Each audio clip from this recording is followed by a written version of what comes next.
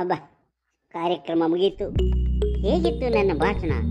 ಎಲ್ಲರೂ ನಿಶಬ್ದರಾಗಿ ಕುಳಿತು ಭಾಷಣ ಕೇಳ್ತಿದ್ದರು. ಚಿಂದಿ ಉಡಾಯಿಸಿದ್ರಿ ಸರ್. ಎಂತಹ ಮಾತು! ನನಗೆ ಆಶ್ಚರ್ಯವಾಯಿತು. ಹೌದಲ್ವೇನು? ನಿನಗೆ ಹೇಗನ್ನಿಸ್ತೋ? ನನಗೂ ಭಾಷಣ ತುಂಬ ಇಷ್ಟ ಆಯಿತು. ತುಂಬ ಚೆನ್ನಾಗಿತ್ತು ಸರ್, ಸೂಪರ್. ನನಗೂ ಭಾಷಣ ಮಾಡುವ ಕಲೆ ಗೊತ್ತು. ಗಂಭೀರವಾದ ಭಾಷಣ ನನ್ನದೇ ಆಗಿತ್ತಲ್ವಾ? ಹೌದು ಸರ್, ನೀವಿವತ್ತು ಸ್ಟಾರ್ ಆದ್ರಿ ಸರ್. ನಿಮ್ಮ ಭಾಷಣ ಸೂಪರ್ ಡೂಪರ್ ಆಗಿತ್ತು.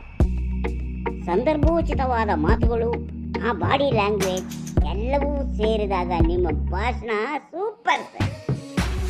ಅಂದಾಗೆ ನಾನು ಬೇರೆ ಯಾರಲ್ಲೂ ನನ್ನ ಭಾಷಣದ ಬಗ್ಗೆ ಕೇಳಿಲ್ಲ. ನೀವು ಹೇಳಿದಾಗ ನನಗೆ ಧೈರ್ಯ ಬಂತು. ಆದರೆ ನೀವು ಇದನ್ನೆಲ್ಲ ಎಲ್ಲಿ ಕಲ್ತಿದ್ದು?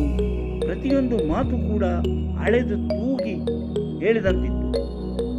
ನಿಮ್ಮ ಮಾತುಗಳು ಎದೆಗೆ ನಾಟುವಂತಿತ್ತು ಸರ್. ನಾನೇನು ಅಂತ ಮಾತುಗಾರನಲ್ಲ, ಭಾಷಣಗಾರನೂ ಅಲ್ಲ. ಇವತ್ತು ಅಲ್ಲಿದ್ದವರು ಏನೂ ತಿಳಿಯದ ಕಥೆಗಳು, ಬರೀ ಕಥೆಗಳಾಗಿದ್ದು. ಆದುದರಿಂದಲೇ ನೀವು ಆರಂಭದಲ್ಲಿ ನನ್ನ ಸೋದರ ಸೋದರಿಯರೇ ಎಂದು ಭಾಷಣ ಆರಂಭಿಸಿದ್ದು ಈಗ ಅರ್ಥವಾಯಿತು ಬಿಡಿ. ಹೌದು ಸರ್, ನೀವು ಸೋದರ ಸೋದರಿಯರೇ ಎಂದು ಭಾಷಣ ಶುರು ಮಾಡಿದಾಗ ನನಗೆ ಸಂಬಂಧದ ಬಗ್ಗೆ ಗೊತ್ತಿರಲಿಲ್ಲ. ಈಗ ನೀವು ಹೇಳಿದಾಗ ಎಲ್ಲವೂ ಅರ್ಥವಾಯ್ತು ಸರ್, ಸೂಪರ್. ಅಯ್ಯ ಪೆದ್ದುಗಳ, ನಾನಿನ್ ಬರ್ತೇನೆ. ಕೇಳಿದ್ರಲ್ಲ ನಮ್ಮ ರಾಯಪ್ಪಣ್ಣನ ಭಾಷಣದ ಸೊಗಸು ಹೇಗಿತ್ತೆಂದು.